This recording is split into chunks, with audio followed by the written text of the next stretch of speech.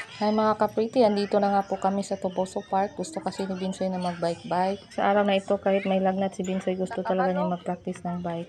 At dahil first dito sa kanyang lagnat ay hindi pa naman siya gaano matamlay, masigla pa rin naman siya.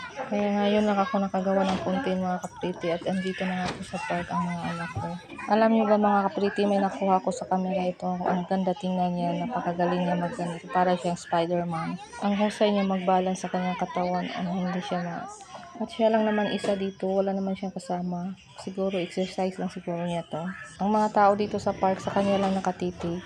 At nakakaaliw naman siyang tingnan na lagi siya nakaganito. Ang mga tao dito sa plaza na aliw sa kanya, meron pa isang babae na naka-video sa kanya, isa pa ako. At syempre kukuha din ako ng video para may pang content. At hindi ko lang alam kung nanghingi pa to ng pera o nakita kasi ni ate na binigyan siya ng pera ng mga tao. At napakahirap pag ganyan ka dito na nga lumapit na sa akin si Binsoy at hindi niya nakita ang lalaki na ito. Kung kaya tinawag ko na lang si Binsoy para makakita siya ng ganito, hindi pa siya nakakita ng ganito na actual talaga. At sinabi pa ni Bibi para nasa Roblox daw yung nakita niya. At palapit na si Binsoy, hindi niya nakita kasi agad nag-bike-bike lang siya. At nakita na niya ay na-amaze na nga po siya. At ito namang video na ito mga kapriti ay sa ngayon na nga po ito na. At dito naman sa park ay may napadpad na nga pong lasing. At lumapit sa akin ang lasing, bandali-dali naman akong umalis. Nakakaliw din naman tingnan yung mga lasing. Pakanta-kanta sa daan at malapit na siya matumba.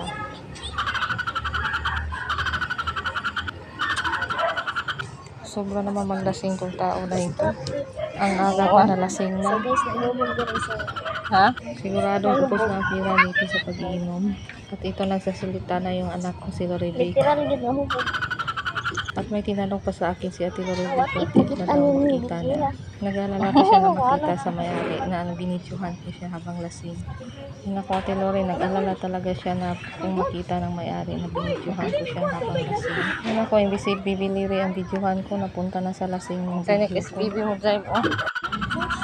So, pinalaro ko sila dito dahil magaling na sila mag-bike. Pinatisting ko dito sa plaza. Sayang talaga na hindi nakasama si Binsoy, natulog na po. Dito naman si Ate Lori, gusto niya talagang papuntahin dito sa park si Binsoy. Kung gisingin lang naman natin yun, ay magmaoy lang din naman dito. Pati si Ate Lori magaling na din mag-bike dahil yung nag-practice sila, yung ginamit nila yung balancing bike. At alam niyo ba mga kapriti na gusto niyo matutong mag-bike ang inyong mga anak ay gagamitan niyo ng bike na balancing. Yung balancing bike, yung walang pedal, yung napakita ko dati sa video. Ito kasi si Ate Lori, ayan niya patanggal yung stand. Kung dati pa lang ito, itinanggal niya yung stand, dati pa sana mahusay siya mag-bike.